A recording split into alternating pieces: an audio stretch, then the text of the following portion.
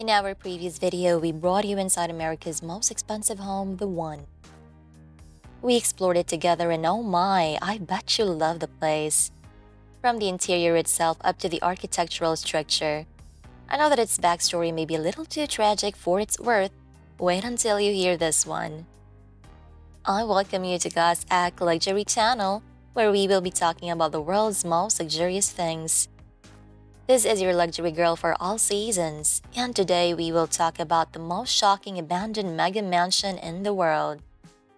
If you wish to delve into the world of luxury, hit the subscribe button so we can keep you updated with more of our videos. Let's begin. Buckle up, sweetie, we are flying to Canada. On the breathtaking shores of Lake Temiskaming in northern Ontario, we will see this enormous 65,000 square feet abandoned mansion. It is a few miles away from the city and it is just so perfect for Peter Grant, the man who developed this mansion. From afar, you will immediately appreciate the whole landscape of the 43-acre plot of land facing the lake. This place holds so many what could have beens. It could have been a sanctuary for Mr. Grant and his family, a place where they would spend holidays after holidays away from the stressful roads of the city. And in winter, they could skate in the frozen lake just in front. This home could also be Mr. Grant's obvious trophy of the success he garnered in the forestry industry he is at. He could have an office facing this majestic view of Lake Temiskaming. He could have countless picturesque sunsets. All of these could have been are forever left to rot within the four corners of the sad mega mansion. Before we enter Mr. Grant's dream house, let us have a quick background check. Basically, Peter Grant, the one who built this house, was Canada's 87th wealthiest man in 2004. He was at the peak of his career during those times, thanks to Grant Forest Products Corporation, which was also by that time the third major producer of oriented strand board in North America. Since he is at his peak momentum, Mr. Grant took the chance to build his dream house in 2005. The location he picked is kinda not convenient for everybody, which also affected why this house was never really sold. Anyway, although the place is not for everybody, Grant really never cared because he designed the whole house for himself. There is a grand gallery, an office, and many other amenities that he made solely for himself. Sadly, the construction was halted in 2008. Everyone really does soar up to the clouds and eventually drops at some point. Just like any other story of extreme success during the early 2000s, Grant's company also had its major downfall during the global recession in 2008. It took a toll on Grant's company, especially on its financial status. The contracts were put on hold and their operations collapsed right before the rise, and then suddenly, they are in debt for the amount of $600 million. So they declared bankruptcy. And we all know what comes next to bankruptcy: a tragic liquidation. As part of the liquidation process of the corporation, all of the assets were put up for sale to cover the liabilities and the mansion was included in the haul. At that time, the mansion was 70% complete, and you can tell that it was really considerable. It was listed for sale at a price of $25 million in 2010. It was bought by a Toronto company named Crown Capital Corporation, which by the way also ended up neglecting the house after not paying the taxes. For years it sat alone in front of the lake, waiting for Mother Nature to devour its beautiful walls.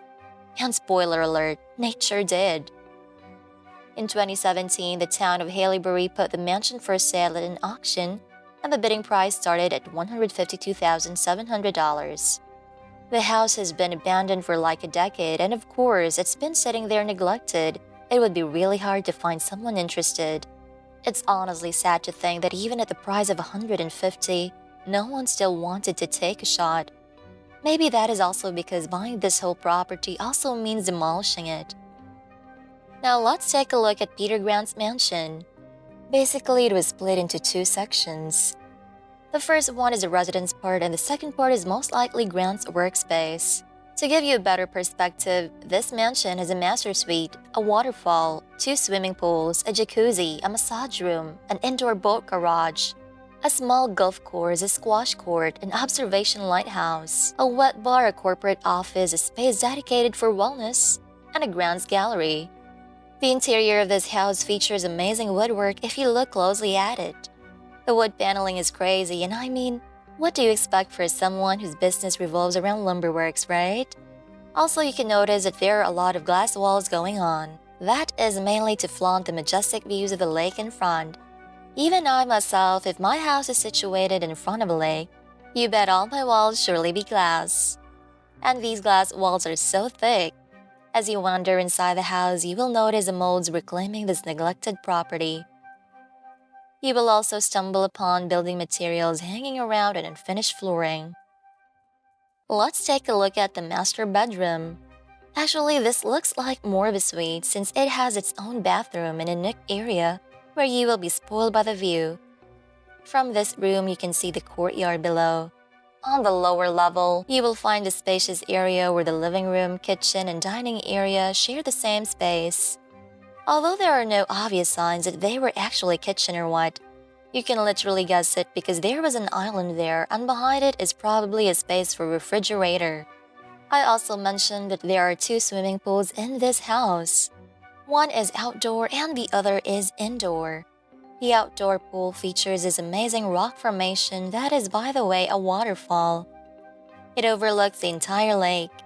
It is really sad to imagine how this place could easily sweep off anyone's feet if it was just completed. The indoor pool is located in the basement of the house. It measures 60 by 50 feet. Despite looking like a wasteful construction area, you can still see the extravagant plan of what it could have been. This indoor pool operates like the ones you see in hotels. It has a whole operation going on behind the walls, and there you will see 10 brand new units of boilers. The second part of the house is where Mr. Grant sees himself spending some time doing his corporate work. You can see a sizable office room here which also has a floor-to-ceiling glass wall. You can also come across a Grant's gallery which should exhibit Grant Forest products. It's understandable that Mr. Grant really does take pride in his work. On the top floor you will see the lighthouse. From here you can pretty much appreciate the whole landscape. This whole place is an architectural masterpiece, although it was still 30% away from completion.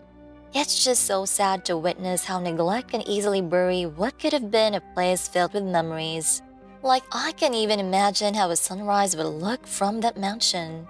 With all the damages it accumulated from vandalism and nature itself, it goes to show how much of a failure it became. And that's it, another video about the world's luxurious things. If you like this video, give us a thumbs up. Thank you for watching, and see you in our next video. Ciao!